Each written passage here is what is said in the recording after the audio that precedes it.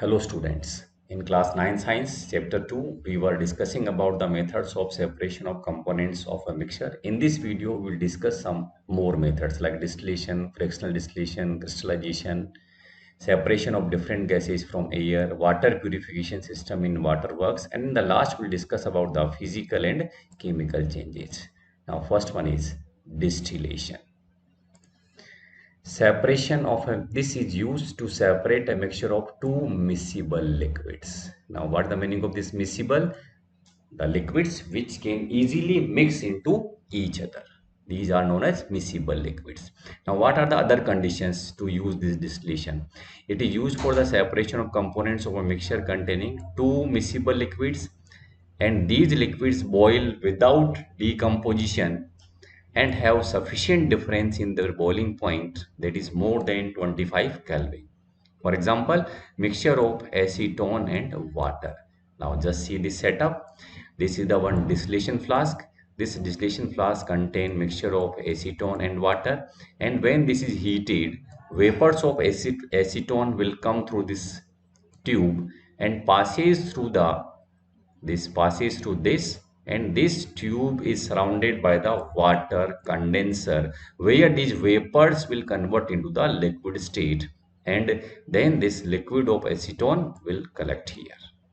Here in this way we can separate the components of mixture of acetone and water. In this case, acetone has low boiling point. Is it clear? That's why it's will come first in the vapor phase. Next one is fractional distillation.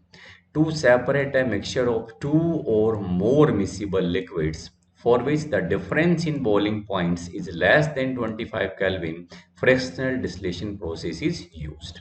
For example, for the separation of different gases from air. As we know, air contains the number of gases. They can be separated by using fractional distillation. The same way, different fractions FR ACTIONs, different fractions from petroleum products. Actually, petroleum is obtained from the earth crust and it contains the number of components like petrol, kerosene, diesel. These are known as the fractions. These fractions are separated by fractional distillation. The apparatus is similar to that for the simple distillation, except that a fractionating column is fitted in between the distillation flask and the condenser. Now just see, this is the diagram. Same thing, only change is this is your distillation flask and this is your condenser. In between this is your fractionating column. Okay, a simple fractionating column is a tube packed with the glass beads. The beads provide surface for the vapors to cool and condense repeatedly. Okay, this is the principle of fractional distillation. Now we will understand how we can separate the different parts of the gases from air. As we discussed, air is a homogeneous mixture and can be separated into its components by fractional distillation. Now just see the flow diagram. Air, first of all, it is compressed and cool. By increasing pressure and decreasing temperature, it will convert into the liquid air. Now this liquid air is allowed to warm up slowly in the fractional distillation column. Then gases get separated at different heights according to their boiling point. The boiling points are mentioned here in degree Celsius. Oxygen is minus 183 degree Celsius. Argon is minus 186 degree Celsius. Nitrogen is minus 196 degree Celsius. Now some questions are there. Arrange the gases present in air in increasing order of their boiling points. Now from this table you can arrange them. It is nitrogen, more negative. More negative means less temperature, least temperature. So nitrogen has the least boiling point, argon is more than nitrogen, and oxygen is the highest boiling point. Which gas from the liquid first as air is cooled? The component which has highest boiling point will cooled first. That's why its answer is oxygen. Yeah. Now this is the one again set up for the separation of oxygen gas from air. Now just see, this is filter, air is in, this pass through the pressure, it becomes hot, and in this chamber this is cooled. Actually we are passing the freezing cold water in. This cold water is, in this case, in this component, this gas is compressed. This is cold compressed here, this go there. When we compress it, carbon dioxide will separate out as a dry ice. Solid carbon dioxide is known as dry ice. Okay, then this liquid gas is passed through the, this is the liquid, this is passed to the one expansion jet, like this is the expansion jet. Okay, now in this case these gases will separate out nitrogen, then argon, and this liquid gas, liquid oxygen we collect here. So this is the one setup for the separation of oxygen gas from air. Crystallization. This method is used to obtain pure copper sulfate from an impure sample. This is the one example. With the help of an activity, we'll explain how this crystallization method is used. Take some impure sample of copper sulfate in a china dish. Dissolve it in minimum amount of water.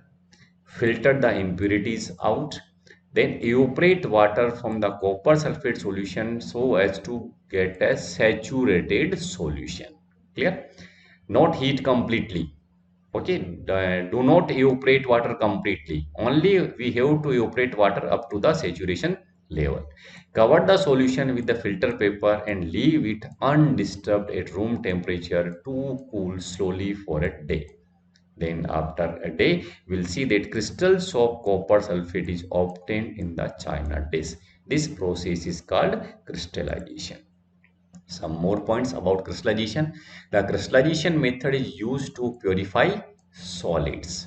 For example, the salt we get from sea water can have many impurities in it. Actually, number of salts are present in the sea water. Clear? And when we evaporate, we will get the mixture of salt. And from this mixture of salt, we have to separate the common salt, that is sodium chloride. To remove these impurities, the process of crystallization is used. Crystallization is a process that separates a pure solid in the form of its crystal from a solution. Crystallization technique is better than simple evaporation technique. This is the one important part of this crystallization technique. It is better than evaporation. In what way? Some solids decompose at their boiling point, or some, like sugar, may get charred on heating to dryness. Now, what the meaning of charred? When we put the some sugar on a hot part or any hot plate, then it charred. That is, some water vapors, some water components of the sugar will remove from the sugar. That is called charring. Clear? That's why at the boiling point, charring is taking place. For such type of substances, we cannot use the evaporation technique. In some impurities may remain dissolved in the solution even after filtration. If you use the process of evaporation, then some impurities may remain dissolved in the solution even after filtration. On evaporation, these contaminate the solid. That's why crystallization is better than the evaporation technique. Now after this, we will discuss the one setup for the water purification system in water works. Whatever the water we obtain in our home, in the tap water, how this tap water is reached at our home. See, this is reservoir where water is present. This water is passed through the sedimentation tank, where where what happens? To allow solids to settle, that is solid impurities will settle down. Then from this sedimentation tank, this water is allowed to loading tank to sediment the suspended impurity. Actually some impurities will not settle down here, then these impurities will go to the air. In this case these are loading. Then loading, simply we can say, if we mix the fitkari alum, then these impurities will load and they will settle down. Then this water come to this container, that is a filtration tank. And in this case filtration tank, actually we can say first layer is coarse gravel, then gravel, and this is the fine sand. Remaining impurities will settle down here. and this water come to this tank, and this is the chlorination to kill bacteria. If any bacteria is there, we have to pass the chlorine gas in this tank, and in this way the water is purified and this water is reached our home for the drinking purpose. Now, physical and chemical changes. In the lower classes, you discussed. Just try to memorize whatever physical and chemical changes. The properties that can be observed and specified, like color, hardness, rigidity, fluidity, density, melting point, boiling point, these are known as physical properties.